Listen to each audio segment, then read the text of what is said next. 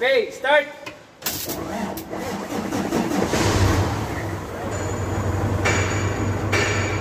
Ayan, umandar na mga katracker. Yung RPM nito nasa 4,400. Ayan. Cold start. Iangat na natin yung cab para makita yung makina.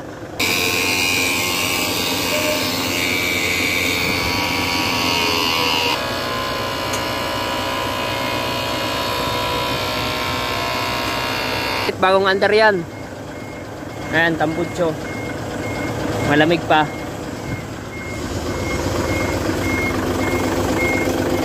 Ayan. Malamig pa. So ito na yung makina niya, 6M70. Silipin natin. 320 PS. 2,200 RPM. Ayan. 320 PS pala itong makina na to. T1 6M70 T1. Tama ba? Ayan, 381. Medyo maingay lang yung belt kanina, maluwag lang dito. Ayan, kung makikita nyo, may kunting moist, basa-basa. So ipapacheck na lang yan sa mekaniko.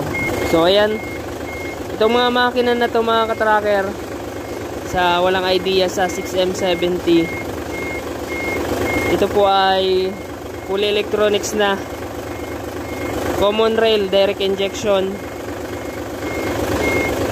6 straight na cylinder, 6 straight na cylinder to, may turbo.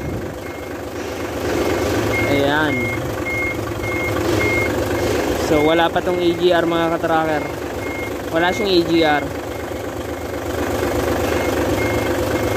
Check natin yung radiator cap. Ayan, unang bukas.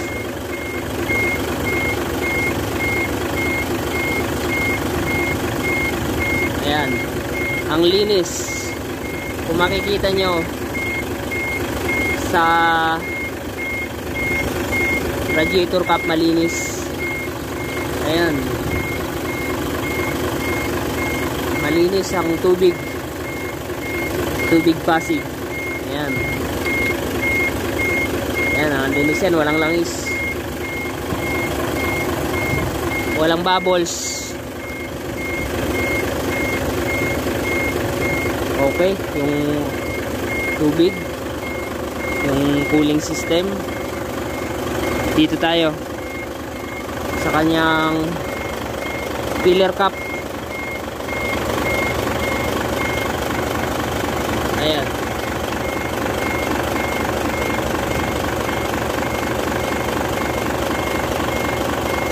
Ayan, mahina lang yung pressure mga katracker. Tingnan nyo, mahina lang yung pressure. Silipin natin kung may talsik na langis.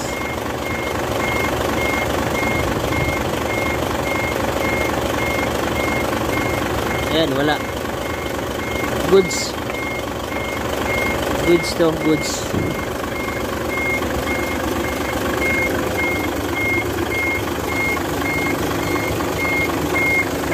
Wala namang leak dito sa gilid. Doon tayo sa ito, dipstick. Tingnan natin kung merong blue by or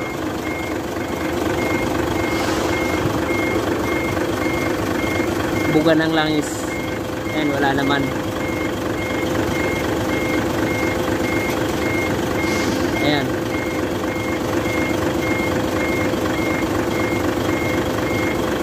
Ayan, wala. All goods. Yung langis maganda pa.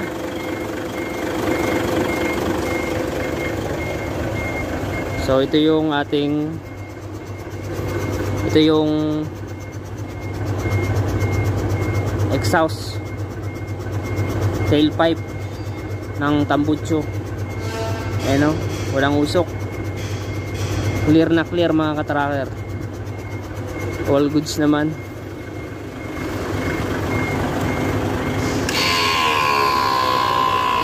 Baba natin.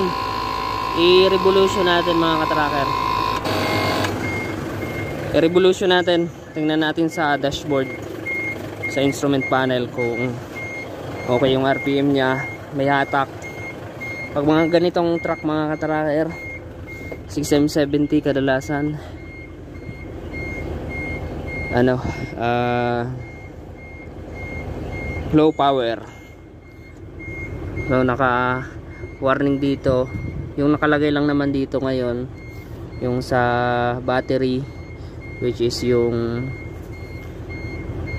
hindi ito sa alternator mga katracker ha.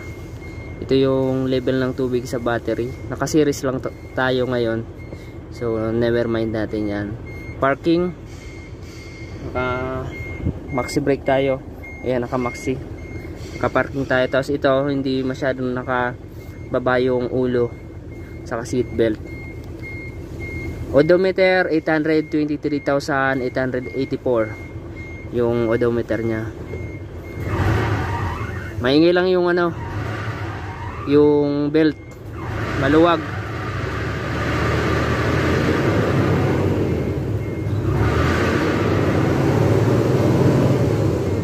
Okay, malakas. Ayan, walang delay sa accelerator. Responsive yung accelerator nya. Walang check engine sa dashboard. All goods. Okay, pwede na to. Maingay lang, kailangan lang i-adjust.